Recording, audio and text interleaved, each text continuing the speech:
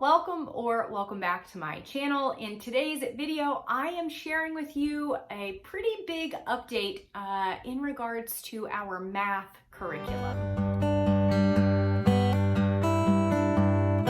If you guys have been around for a little while, you know that I have kind of gone back and forth with math. And I feel like this is very common. I feel like I see people moving things around with math curriculum quite often. And yeah, I guess I'm going to add myself to that list because we are changing our math curriculum. And I don't think that comes as too much of a surprise for most of you guys, especially if you follow me over on Instagram. I kind of already shared that. But yeah, so let's just get into the nitty gritty here. All right, we were using math lessons, Lessons for a Living Education. And we were using level 1. We started this in September of 2020. Yeah. And we've got not that much left, but enough. Yeah, not that much. We've got like that much left out of the book. So we've gotten through most of it. But it's time to go. I have nothing bad to say about this curriculum. It worked for us for quite a while, obviously. This book just by itself worked for quite a while. There are a lot of things I like about it. I like that it's spiral. I like that it's gentle. I like that it is Christ-centered.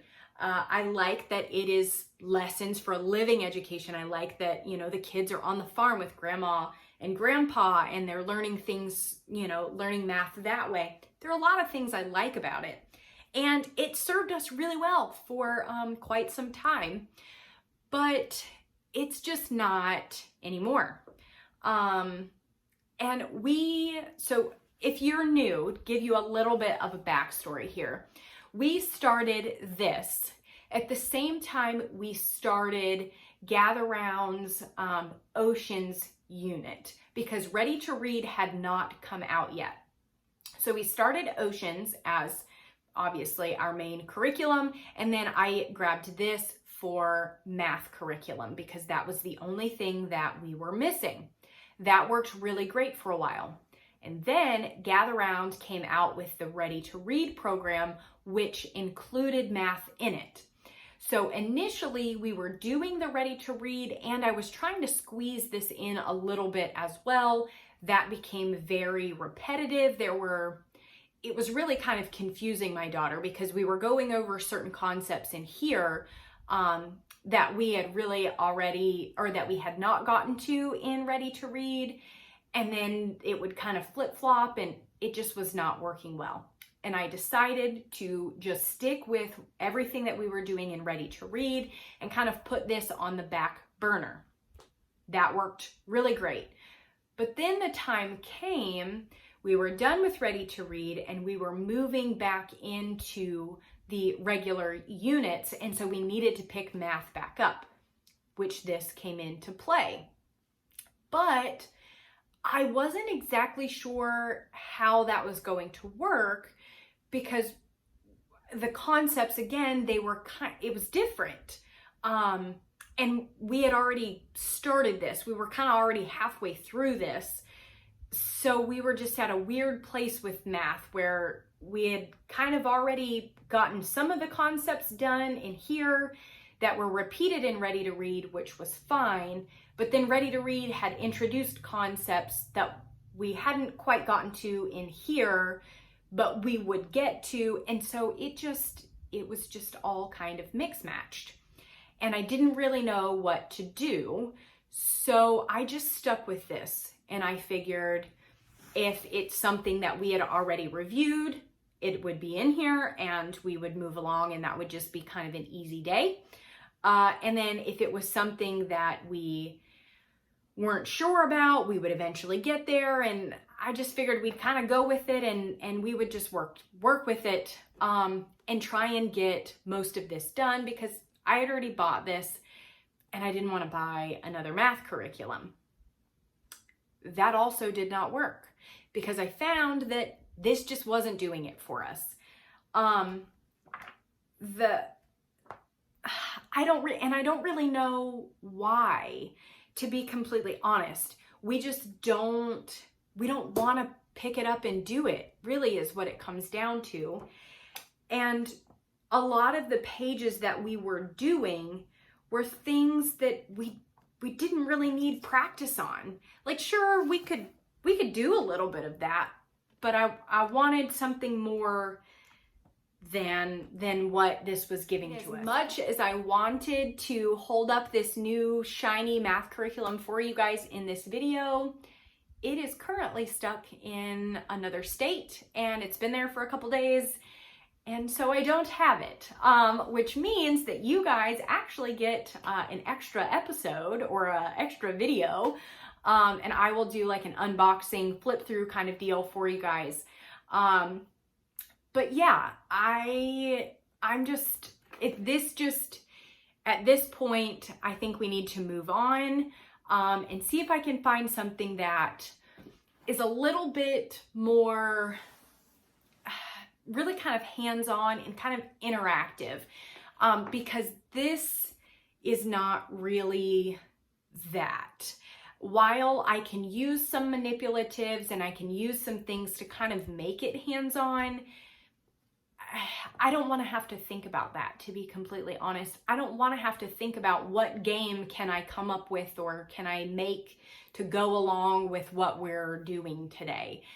I really, quite honestly, just want it to say, okay, and after today's lesson, pull out these cards and these game pieces and play 3 rounds of this game. You know, that's where I'm at. And this doesn't really provide that for me. And so I found another curriculum that I think could kind of fulfill a little bit more of that. And when the math came out, or when I kind of was made aware of this curriculum, I was a little hesitant, because we had already used part of this curriculum and it did not work. And so I didn't really want to spend any more money on this curriculum, because we didn't like what we had used before. And so I just assumed we probably wouldn't like the math either. However, I actually think it's going to work. I mean, who really knows? We won't know until we get into it a little bit. But I have decided to go ahead and switch us over. We will be using the, oh man, I'm going to mess it up, Simply Good and Beautiful Math 1, I think. Yeah. Anyways, it's the new math from the Good and the Beautiful. We did use their Level K primer before we did the Oceans unit and this math. And we got through it, and my daughter learned a lot, but it just was not working. She did not love it. It was kind of boring. It was a lot of talking, and yeah, which is part of the reason why, like I said, I was hesitant to get the math, because we didn't like the primer, so I didn't think we would like the math. But also part of my hesitancy was because I was allowing other people's convictions to become my own. And I have since realized that, and while I appreciate everyone's, other people's thoughts and opinions and feelings and convictions, that doesn't necessarily mean that particular product won't work for us. And I'm really kind of doing my daughter a disservice if I don't try it, if I really think it will work for her. And so that's kind of why, or where we are. I've kind of landed there, and we're going to give it a go. We are going to try it. I do really love that it comes with the manipulative box already. And so we get some of those fun things. We do have some other math manipulatives that I have shared with you guys before, as far as like blocks, and she uses Legos and dinosaurs and, you know, all that kind of stuff.